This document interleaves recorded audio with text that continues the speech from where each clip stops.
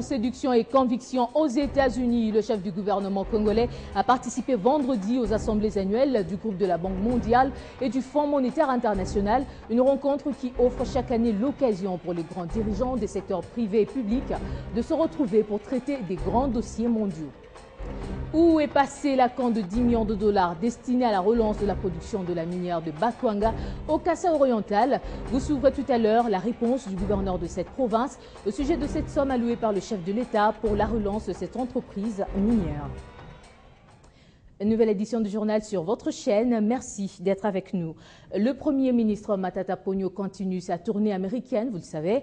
Il a pris part aux assemblées annuelles du groupe de la Banque mondiale et du Fonds monétaire international. Une rencontre qui offre chaque année l'occasion aux grands dirigeants du secteur public et privé de se retrouver pour traiter des grands dossiers mondiaux liés aux perspectives de l'économie dans le monde, à la lutte contre la pauvreté, au développement économique et à l'efficacité de l'aide. Ressources naturelles, bénédictions ou malédiction, c'est le thème qui a été débattu. Et puis le budget de l'État, exercice 2014, en élaboration, doit prendre en compte les crédits d'investissement alloués aux provinces. Cela en rapport avec le protocole d'accord que le gouvernement central a conclu avec les gouverneurs des provinces en mars dernier. C'est l'essentiel du message qui était porteur ce samedi auprès du vice-premier ministre, ministre en charge du budget, Daniel Moukoko Samba, les gouverneurs des provinces présents dans la capitale congolaise. Nous avons posé un certain nombre de problèmes pour la gestion de nos provinces respectives. Vous savez qu'il y a un budget qui est en préparation. C'est le moment d'approcher le vice-premier ministre qui est ministre du budget pour discuter de certains crédits, de certains secteurs que nous jugeons prioritaires. C'est que le doyen des gouverneurs des provinces n'a peut-être pas dit et que cette démarche se rapporte au transfert de charges relevant des compétences exclusives des provinces. En réponse, le vice-premier ministre, ministre du budget, leur a rassuré que le gouvernement Matata ne va ménager aucun effort pour s'acquitter de ses responsabilités vis-à-vis des provinces. La volonté y est et pour le budget 2014, il a promis et nous avons compris qu'on pourra aller de l'avant.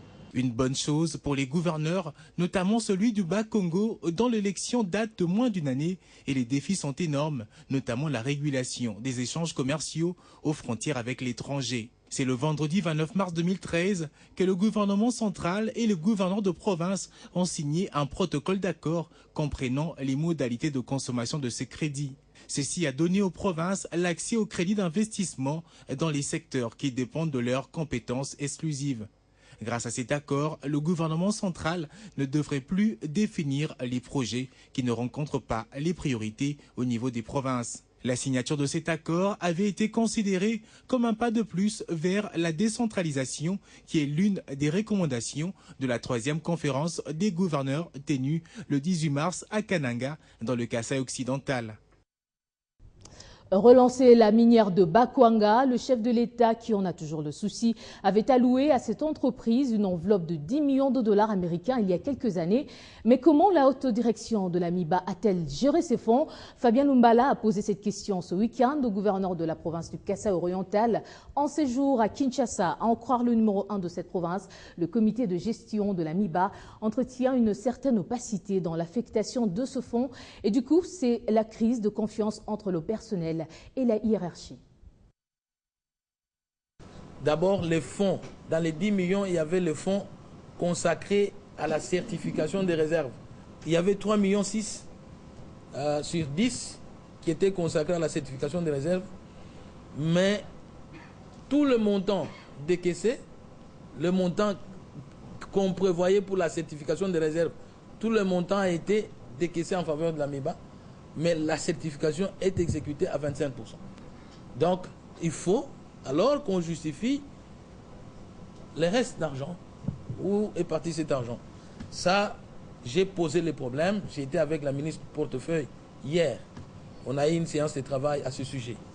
Donc, à ce jour, il y a une sorte de crise de confiance entre les comités de gestion de la MIBA et les travailleurs de l'autre côté. Aujourd'hui, ça ne marche pas. Les 10 millions, je dirais. Donc, pour moi, j'avais proposé d'y aller par l'alluvionnaire, donc l'exploitation des diamants des rivières. Et parce que les machines ne coûtent pas cher et puis les consommations sont moindres.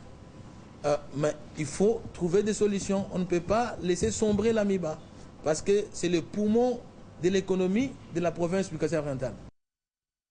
Parlant exploitation illégale des minerais en République démocratique du Congo, le rapport d'une ONG indique que les groupes armés opérant dans l'Est exploitent illégalement de l'or. Ce commerce leur apporte environ 500 millions de dollars américains. L'ONG accuse notamment la rébellion du M23 de financer ses activités militaires grâce à ce commerce illégal. La guerre en République démocratique du Congo, à qui profite-t-elle? Une grande question qui a sa réponse puisque dans un rapport publié le 10 octobre sur l'exploitation des minerais par les groupes armés dans l'Est de la RDC, l'ONG Enough Project indique que l'exploitation de l'or rapporte aux milices 500 millions de dollars américains chaque année. L'ONG accuse notamment la rébellion du M23 de financer ses activités militaires grâce au commerce de l'or illégalement exploité. Le rapport indique que ce mouvement rebelle travaille avec d'autres groupes armés dans ce trafic. Il s'agit notamment de la milice Sheka Awalikale, celle d'Hilaire Kombi et de La Fontaine, plus au nord de la province du Nord Kivu. Cette exploitation illégale de l'or toucherait également l'Ituri par la milice Cobra Matata. C'est donc un réseau mafieux qui crée une hémorragie financière à hauteur de 500 millions de dollars américains qui devrait plutôt être logé dans le trésor public congolais. Ce trafic touche depuis un certain temps particulièrement l'or qui est plus facile à transporter. Dans son rapport, Enough Project note aussi que les groupes armés ont abandonné l'exploitation de certains minerais comme la cassitérite qui exige de gros moyens pour son transport. Ils auraient également fait l'impasse sur le coltan depuis l'adoption de la loi Dodd-Frank sur les minerais de sang qui oblige les entreprises américaines à rendre publique l'origine des minerais pour lutter contre le commerce des minerais extraits dans les zones en conflit. Le gouvernement congolais devrait donc asseoir son autorité partout pour arrêter cette hémorragie financière. L'or recueilli par les groupes armés transiterait par l'Ouganda et le Burundi avant d'être vendu à l'international. Autre titre en bref, un incendie a fait 3 morts et un blessé ce samedi sur l'avenue Ruindi au quartier Kaembe à Goma, chef-lieu du Nord Kivu. Parmi les victimes, on compte une femme de 57 ans et 2 enfants dont un garçon et une fille qui sont morts pendant leur acheminement à un centre hospitalier le plus proche, tandis que la 4e personne a été touchée par le feu et encore admise aux soins intensifs. Pendant ce temps, le service provincial de protection civile a ouvert une enquête pour en savoir plus sur l'origine du feu. Autre chose à présent, Kibali Gold Mine, ce géant congolais de mine, a depuis fin septembre produit son premier lingot d'or. Vous le savez, ce démarrage donne, selon les responsables de cette entreprise, le signal d'un potentiel de création de valeur à long terme, a dit Marc Bristow, son directeur exécutif, lors d'un point de presse. Avec une base de réserve à plus de 10 millions d'onces, Kibali se classera comme l'une des plus grandes mines d'or en Afrique. Les échos des partis politiques. Sachez que le Parti du Peuple pour la Reconstruction et la Démocratie a eu une matinée politique ce samedi, ici à Kinshasa. Rencontre organisée sous la conduite de son président interfédéral pour la ville de Kinshasa, André Kimbuta, étant le parti dont le chef de l'État est l'autorité morale. L'essentiel du message des cadres aux militants était le soutien aux efforts de paix en cours menés par Joseph Kabila et la cohésion nationale. Suivez. Le gouverneur de la ville de Kinshasa, membre du PPRD, a encore une fois fait preuve d'une force de mobilisation dont est capable le parti ici dans la capitale congolaise.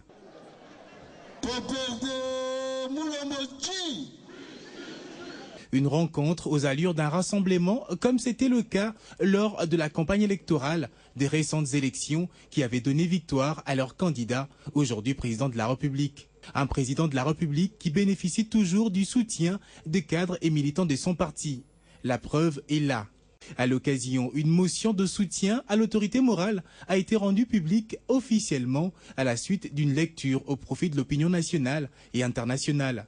Invitons tous les comités fédéraux, les comités communaux, les comités de quartier, les comités de rue, les cellules de base spécialisées à se ranger en bloc derrière le camarade Joseph Kabila Kabange. Document qui sera par la suite remis au président interfédéral pour être archivé au secrétariat permanent.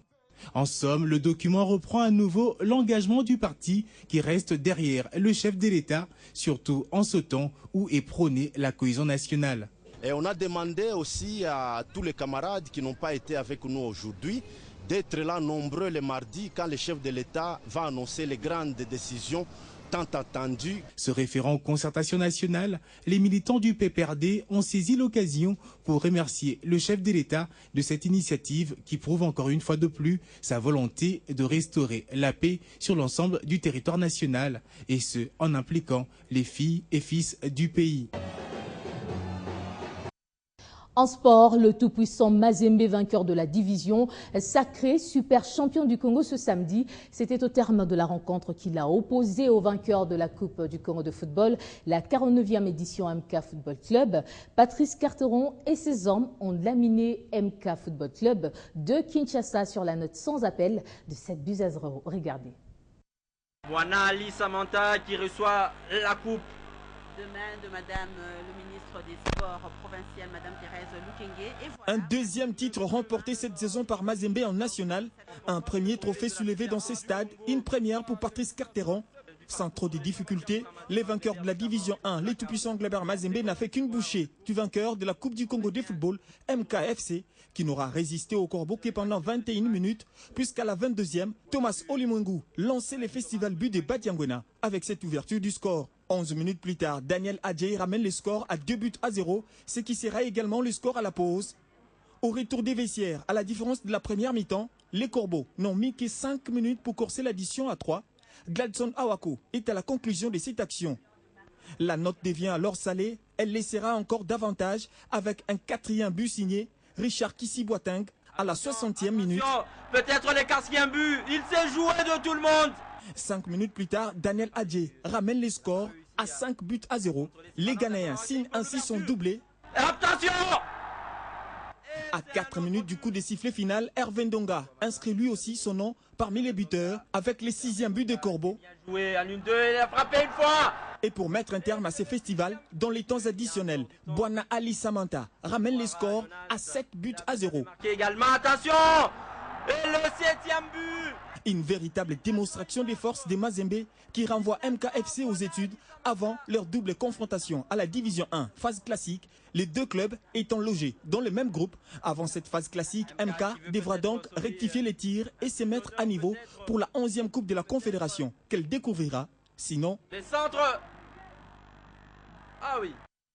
On se quitte avec la culture, devoir des mémoires oblige. Élevé au rang des immortels par le gouvernement de la République, l'artiste Franco Luambo Makadi totalise à ce jour 24 ans dans l'au-delà. Colloque scientifique, baptême d'un livre ainsi que plusieurs cérémonies ont été organisées il y a peu dans la capitale pour honorer à juste titre ce baobab de la musique tombé le 12 octobre 1989. Suivez ici un extrait de ses succès.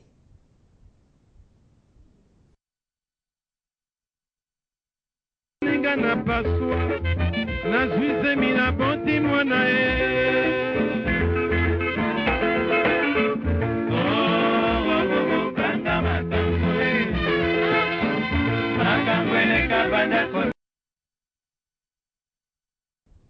Et voilà, ce journal est fini. Merci à vous qui l'avez suivi. La suite de l'actualité, c'est dans un instant.